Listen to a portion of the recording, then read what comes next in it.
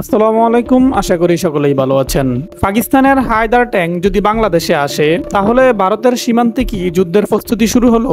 মোহাম্মদ ইউনূস সরকারের অধীনে কি বাংলাদেশ নতুন এক প্রতিরক্ষা জোট গড়ছে পাকিস্তান ও চীনের সঙ্গে? এই ভিডিওতে আমরা বিশ্লেষণ করব পাকিস্তানের প্রস্তাবিত হায়দার ট্যাঙ্ক কি, কেন এটা গুরুত্বপূর্ণ, বাংলাদেশের জন্য এর তাৎপর্য এবং এই চুক্তি দক্ষিণ এশিয়ার কৌশলগত ভারসাম্যকে কিভাবে প্রভাবিত করতে পারে।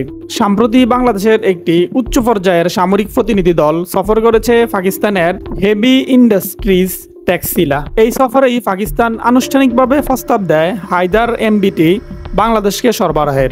এই মুহূর্তে এটি শুধু একটি অফার নয়, এটি পাকিস্তানের কৌশলগত আগ্রহের প্রতিফলন, যেখানে তারা চায় দক্ষিণ এশিয়ায় তাদের অস্ত্রশক্তি ও প্রভাব বিস্তার করতে।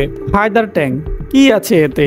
প্রযুক্তিগত কিছু বৈশিষ্ট্য দেখে নেওয়া যাক। 125 মিমি smoothbore gun, guided anti tank missile ছোড়ার সক্ষমতা, 38 রাউন্ড গোলা বারুদ ধারণ ক্ষমতা, explosive reactive armour ERA, 1200 horse power engine, সর্বোচ্চ গতি 70 কিলোমিটার, আধুনিক fire control system, thermal imaging, laser rangefinder, ballistic computer. এই ট্যাঙ্ক সরাসরি ভারতের T-90MS বা অর্জুন MK-1 এর প্রতিদ্বন্দ্বী হতে পারে, বিশেষ করে সীমান্ত এলাকায় যেখানে গতি, টার্গেটিং ও সুরক্ষা গুরুত্বপূর্ণ।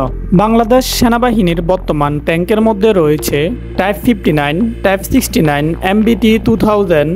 এই ট্যাঙ্কগুলোর মধ্যে অনেকগুলোর বয়স প্রায় 30 বছরের উপরে, যা আধুনিক যুদ্ধক্ষেত্রে কার্যকারিতা হারাচ্ছে। হায়দার ট্যাঙ্ক এই ফ্লিটে যুক্ত হলে তা হবে বিশাল একটি আপগ্রেড। শেখ হাসিনা পতনের পর মোহাম্মদ ইউনূস ক্ষমতায় আসেন। ভারতের নির্বাসনে থাকা হাসিনাকে ফেরত চাইলেও ভারত এখনও ফিরিয়ে দেয়নি। এদিকে ইউনূস সরকার পাকিস্তান ও চীনের সঙ্গে সম্পর্ক পুনর্গঠন করছে, যার প্রমাণ এই প্রতিরক্ষা সংলাপ ও চুক্তিগুলো। এই নতুন মেরুকরণে চীন সরবরাহ করছে জেট-10C HQ-16 ক্ষেপণাস্ত্র, পাকিস্তান সরবরাহ করতে চায় হায়দার ট্যাঙ্ক, তুরস্ক থেকে আসছে ড্রোন ও সাজোয়া যান। বাংলাদেশ এখন মাল্টিসোর্স ডিফেন্স পলিসি নিচ্ছে, শুধু একক দেশের উপর নির্ভর নয়। ভারতের দিক থেকে এই সিদ্ধান্ত ভালোভাবে দেখা হচ্ছে না। ভারত এখনও শেখ হাসিনাকে রাজনৈতিক আশ্রয় দিচ্ছে এবং সীমান্তে সেনা মোতায়েন বাড়িয়েছে, বিশেষ করে উত্তর পূর্ব সীমান্ত ও সিলেট করিডোরে। একজন বিশ্লেষকের মতে হায়দার ট্যাঙ্ক শুধু একটি অস্ত্র নয়, এটি একটি কৌশলগত বার্তা যে বাংলাদেশ এখন ভিন্ন কূটনৈতিক পথ বেছে নিচ্ছে। বাংলাদেশের আধুনিকায়ন প্রক্রিয়ায় হায়দার ট্যাঙ্ক এক গুরুত্বপূর্ণ সংযোজন হতে পারে, কিন্তু এর সঙ্গে আছে রাজনৈতিক চাপ, কৌশলগত প্রতিদ্বন্দ্বিতা এবং আন্তর্জাতিক প্রতিক্রিয়া। আপনার মতে বাংলাদেশ কি হায়দার ট্যাঙ্ক নেওয়া উচিত? এটা কি আমাদের সঠিক কৌশলগত পথ? ভিডিওটি ভালো লাগলে লাইক দিন, শেয়ার করুন এবং আমাদের চ্যানেলটি সাবস্ক্রাইব করতে ভুলবেন না। পাশে থাকা বেল আইকনটি বাজিয়ে রাখুন।